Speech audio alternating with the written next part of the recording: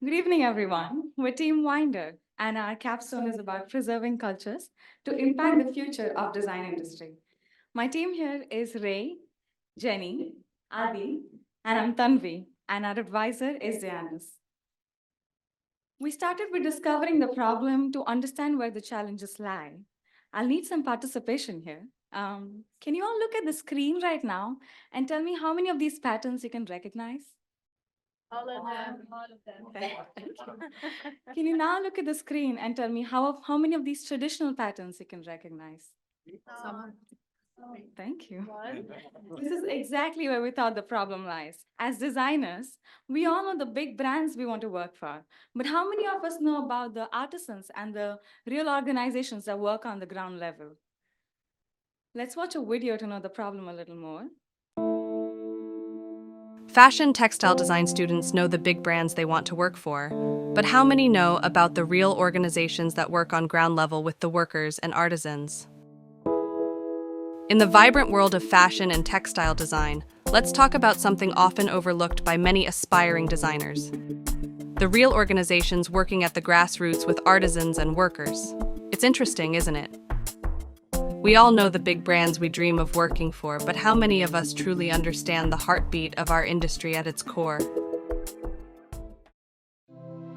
Going back to our roots doesn't mean taking a step back. It's an evolution, a journey forward. Picture it like a tree. To stand strong and tall, we need deep roots. Moving forward with our roots means embracing the rich traditions that shape our craft. It's about acknowledging that the allure of big names is just one part of the story.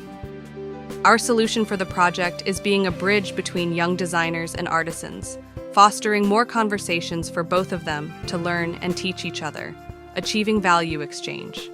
Therefore, traditional arts can continue to thrive, and modern design can find new pathways. Every designer, no matter how visionary, needs the skill of a talented tailor and the generational wisdom of artisans. After all, those crafts are where we have evolved from. These crafts tell us stories of our societies and how we evolved. It's in this collaboration with centuries-old crafts that the most enduring and innovative designs take root and flourish.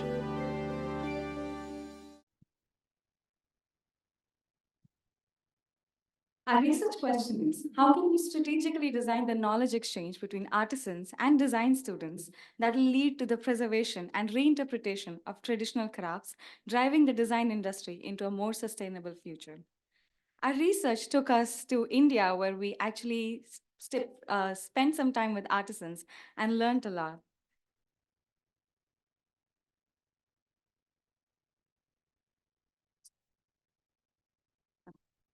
Our primary and secondary research showed that in India, 1/3 of artisans are currently unemployed. Out of the many handicrafts in China, 6% have completely disappeared, and there are very few skilled artisans who can take the traditions forward. When we spent time with artisans, we realized that their living conditions are almost intolerable, and most of the artisans don't even want their children to take their traditions ahead because they can barely make any income out of it. We recognize some pain points like competition from mass manufactured products, lack of access to main markets, living in poverty, and lack of recognition. So we also conduct interview with designers. And here are the feedback from the interviews. As we can see some common threads.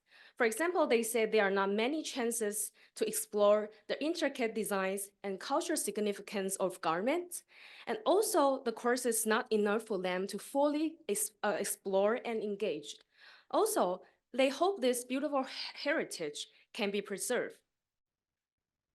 So we asked 80 students from our surveys if they were interested in traditional art, and most of them say yes. About 85% want workshop to focus on traditional arts. About 41% are curious about environmental friendly materials, and about 37% want to directly work with artists and artisans. So we know that students are looking for ways to access these generational artisanal knowledge, and they also want to discuss more in the classes. Right now, they feel like they cannot get close enough.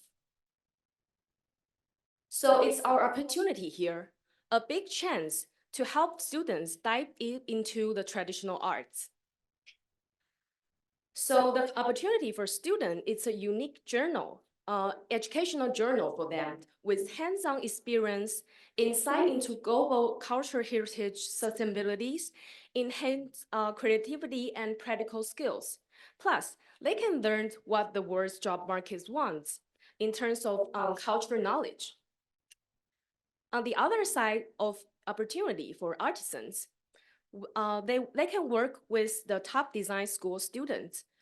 Not only can get fresh perspective and innovative approach to traditional art craft, but also can learn about modern markets, new market technologies, new market trends, and the new design technology as well. For the designing the solution, let me introduce you to Winder, a cultural exchange platform. Our program works as a template that any school can use to take the student to any destination to learn the traditional craft. It features 3 steps: approach Winder, choose a destination, and let the learning begin. Let me take you through the following scenario. The student of Pratt wants to learn traditional craft. They approach Winder, and we suggest all the NGO that were tied up back in the destination. Based on those decisions, we come up with a detailed plan, and And once it's finalized, we approach the NGO with the confirmed plan, and that's when the student visit the country and learn. Our plan aligned with the academic calendar. So for the winter semester, we host an online session with the NGO and the student. That's where the student can interact with the NGO and learn and ask questions. For the spring semester, that's when we're taking care of all the documentation. And then in the summer semester, the student travel to the destination and start the program. Then back to the fall semester, we host an exhibition with all the student work. That help with the documentation of the program and for the new design student to see the work and learn about the possibility of the program. We aim to make this exchange equal. So for the time, effort, and skills that the artisan provide, that the student will pay a program fee. And then for the the generation of hardship and exchange knowledge, that's when the student will leave the design behind. That way, the student gets skills to position themselves better, and the artisan get access to new design to stay relevant in the market. We also share our capstone with faculty from Pratt, Parsons, and FIT, and we got a validation for it. They mentioned that they often get asked by the student about the opportunity to learn traditional craft. However, there's no comprehensive program that feature multiple destinations. For Winder, we have a bigger picture for the fashion industry and artisan world. We hope our idea can impact this two-man group. First one is artisan community. They can get fair salaries and their products have a chance back to the trend market. For the students, they got a crafting skills and their design have a chance to display, and also they learning the community skills with the foreigners. Our idea is follow the triple bottom line, which is focus on the people, profit, and planet. We hope we make sure all of the students who join our program can have the fully experiences of the culture exchange, starting from reacting with the artisans and living there and having the local food. This is not about the learning skill. Also, this is a way of learning how to communicate with the foreigners. This is a knowledge exchange for both of the artisans and the students. The students, most of them, the student will becoming better designers. Let's see our delivery value. Bring tradition forward to create a sustainable design industry. We believe empowering tradition and inspiring innovation. School and NGOs can connect with us through this website.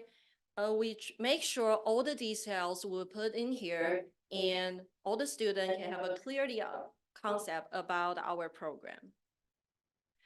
About the business model, our first found is come from like getting a loan from some organization or the crowdfunding platform like a Kickstarter or a Kiva. And then based on that, we starting our program. Meanwhile, we're searching some scholarship program for those students who who probably need a financial aid. And then the NGO and artisans can get a fair salary through this program. Let's see our business expansion plan. Let's talk about the session-wise NGO. For the first pilot, we have built a partnership with the NGO Camille.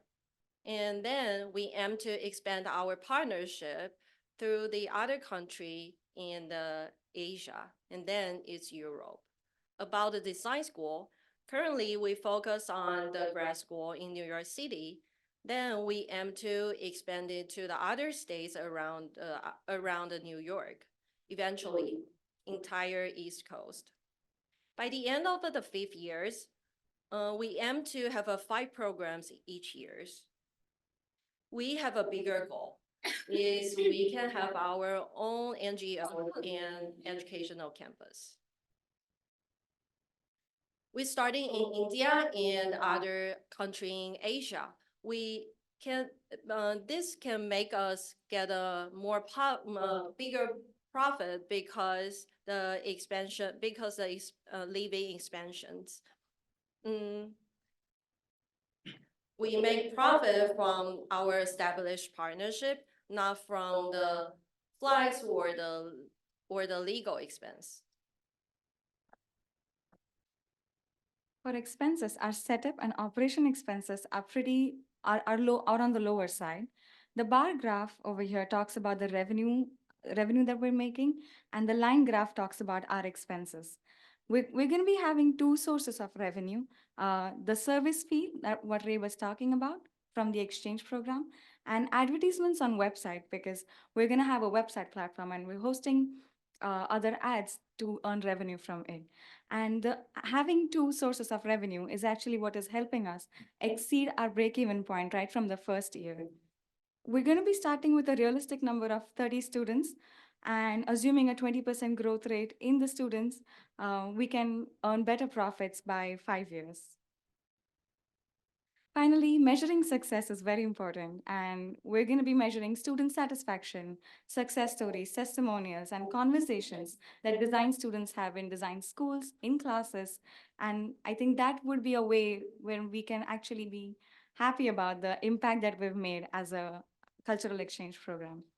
Talking about partnerships, we aim to have partnerships with NGOs globally so that we can expand and have more visibility throughout. At the same time, we can also offer more NGOs to students when they reach out to us.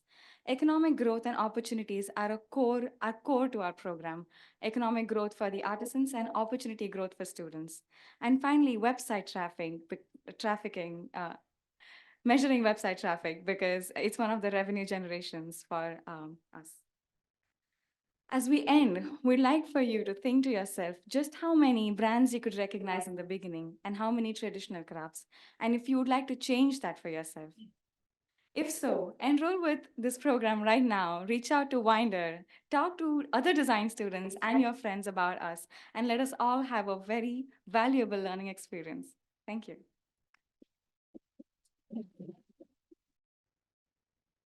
We'll have time for questions now. Thank you for that. 2 questions that are kind of tied together.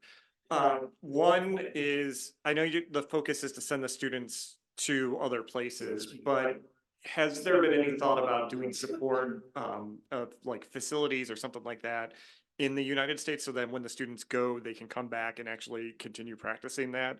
And related to that, having some of those artisans from other countries actually spending time here, just again, for the exposure and for students that can't financially afford to go, even with the partnerships.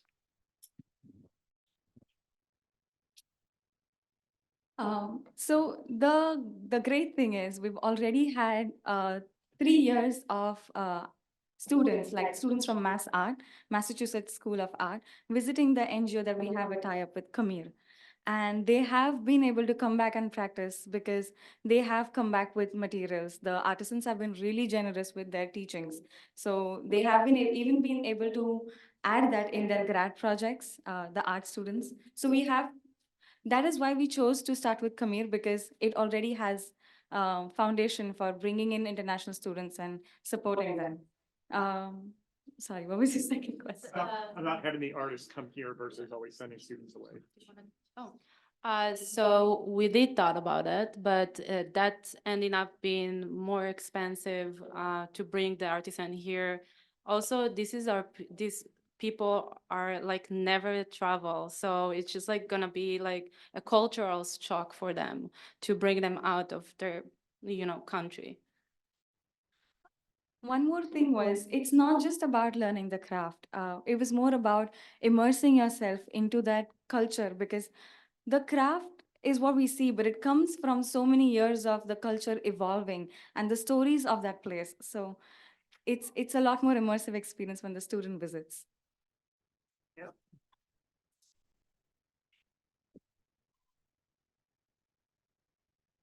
Hi, thank you for the presentation. I think it's very inspiring. I work a lot with craftsmen, and I think one of the challenges for craftsmen is to understand how they can apply their craftsmanship into a business or how to turn it into a profit. And it's interesting that you're tackling the student perspective, because we're so curious to know how you get there and how you make something. I feel like one of the biggest challenges in doing this program, for example, is that learning a craft actually takes a lot of time. So I appreciate the desire of learning a skill set, and then, but how do you actually learn that skill set, and what are you bringing back? Because these are craftsmen that spent generations learning this craft. I'm so glad you asked that. This is a bit that we couldn't add in the presentation, but it is in our paper, and I'll talk a little about it. When we were in India, we sat and designed the program with the heads of NGO, and we also had artisans sitting with us. And we've designed a program of 4 week where they can actually they can actually sit with the artisans and learn and develop the skill. So it was pretty possible because we sat with them and developed it. Right. So you need to understand what the craft is before sending someone. And therefore, if you're scaling up, you need to understand the different crafts that you're bringing on the project. Yeah, so that was the online session, right? Thank you, Adi. Because before the students even travel, we're going to be having an online session with the heads of the NGO. So that would definitely help for students to get an idea of what they're getting into and prepare a lot beforehand, before the travel. Thank you.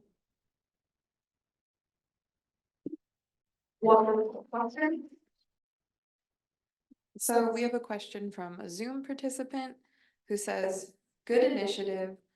My concern is most Indian design schools teach art and craft to students over 4 years of their education. Why would a student pay more to learn on your platform again? Secondly, if you're targeting non-art students, how do you plan to tackle competitors like Rooftop India?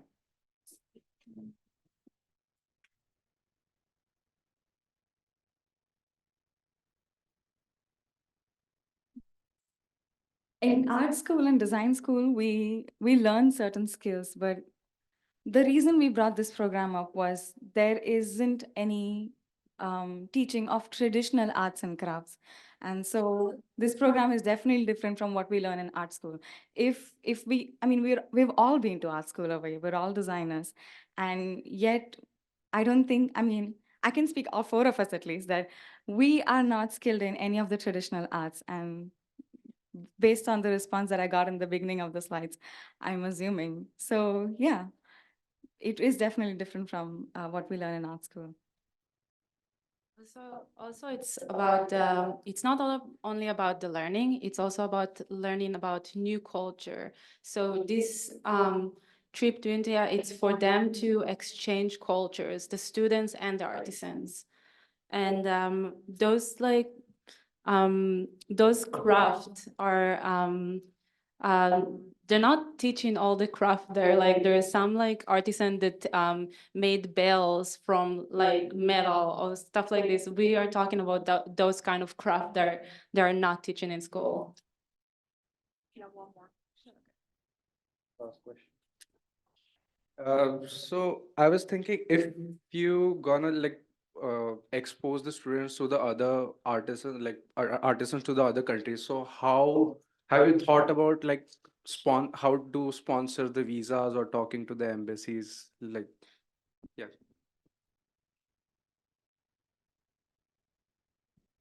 I mean, given that we have the most number of international students here, I mean, we've it's not that hard to find a figure student visa and travel for students. So it has been done earlier and it can be easily figured. Yeah. Thank you. Thank you. Thank you for your questions, everyone.